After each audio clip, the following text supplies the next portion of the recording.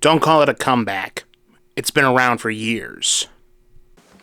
Hey guys, welcome back to the channel. It's Michael, and today we are going to take a look at the Eastwood Magnum bass.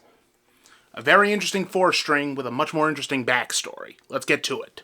Eastwood guitars and basses, in case you didn't know, specialize in bringing back the forgotten guitars and basses from way back in the day, from the 60s to maybe the mid-80s or so. And the Magnum here is based on the Ovation Magnum bass from the 1970s.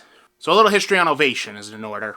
You may know Ovation for their acoustic instruments, guitars and basses and whatnot. Well, in the mid-70s, they decided to branch into the electric instruments market, releasing their first electric guitar, the Breadwinner, and later the Deacon and the Viper, followed by a bass called the Magnum. The Magnum 1 bass came out in 1974 or 75, and immediately caught attention for its eye-catching offset body style, dual pickup layout, and dual output jack setup for stereo connectivity. This meant you could send the signal from one pickup to one amplifier, and the signal from the other pickup to another amplifier, or directly to the PA system, just in case the amplifiers went down on stage. You still had bass to cut through. The only other bass with dual outputs at the time was the Rickenbacker 4001. And today, as far as I know, the modern Eastwood Magnum and the current Rickenbacker 4003 are the only, shall we say, production basses that still have dual output capabilities. Ovation then followed up the Magnum 1 with the Magnum 2, which had the same look and pickups, but had a master volume and a slidable, selectable EQ built directly into the bass for even more tonal variety. Then after the Magnum 2, Ovation released the Magnum 3 bass, which had a completely different body style, reminiscent of, say, a Gibson SG, but still had roughly the same electronics layout, including the dual outputs. Unfortunately, because Ovation was better known for their acoustic instruments, their electric instruments never caught on, and they were all discontinued by the mid-1980s. That's not to say the Magnum bass didn't sell. More than a few famous bassists have been seen playing the Magnum over the years, including Ross Valery of Journey, Kim Gordon of Sonic Youth, Barry Anderson of Magazine, and even Tool's founding bassist Paul D'Amour early in the band's career. Needless to say, the Magnum bass became a cult favorite, and by the mid-2010s or so, prices of them had gone through the roof on the used market. Just have a look here. So since they're known for bringing back the forgotten shapes, Eastwood took it upon themselves to make their version of the Magnum bass. And that's what we have here today. So let's take a closer look at the Magnum bass and see what it's all about. So reading from Eastwood's website, we have a mahogany body with a bolt-on maple neck, a rosewood fingerboard with dot markers, 34-inch scale length, which makes it a full-scale bass guitar, nut width of 1 5/8 inches, that's 41.275 millimeters. The pickups are a custom-made Eastwood Magnum humbucker in the neck, and a custom-made Eastwood Magnum single coil in the bridge, master volume and tone for each pickup, and a 3-way pickup selector switch, plus a single fixed bridge, and the same dual outputs from the original Ovation Magnum. However, the Eastwood Magnum attains its stereo output slightly differently, in the form of active electronics, as evidenced by the 9-volt battery compartment back here. Okay, so I have the bass plugged into my positive grid Spark amp set to the acoustic setting with just a little reverb. It's going to be mic'd up by a Shure SM7B microphone. And I'm going to take you through all the pickups, first the bridge, then both, and then the neck, through the passive jack only, then the active jack only, and then I'll give you an example of how to use the stereo output feature. So here we go.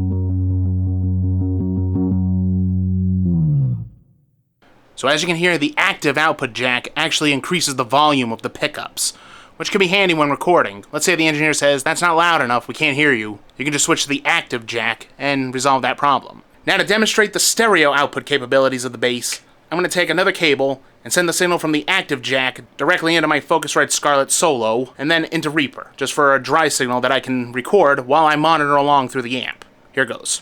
Stereo output's engaged. Let's get to it.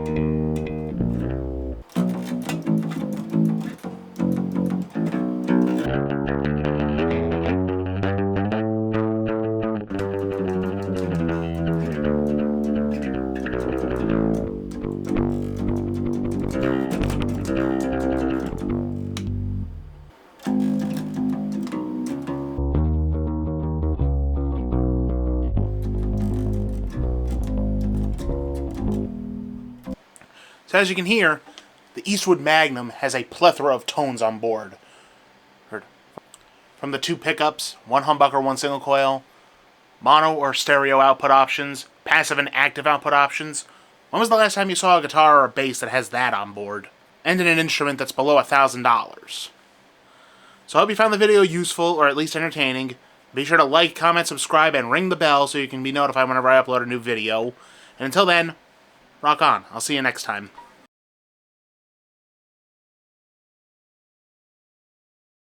The Magnum 1 bass differentiated, but that's not to say the Magnum bass did not have any. But that's not to say the Magnum bass didn't sell. More than a few interesting. Okay, so we got the bass. Oh my god! Into my Focusrite Scarlett Studio.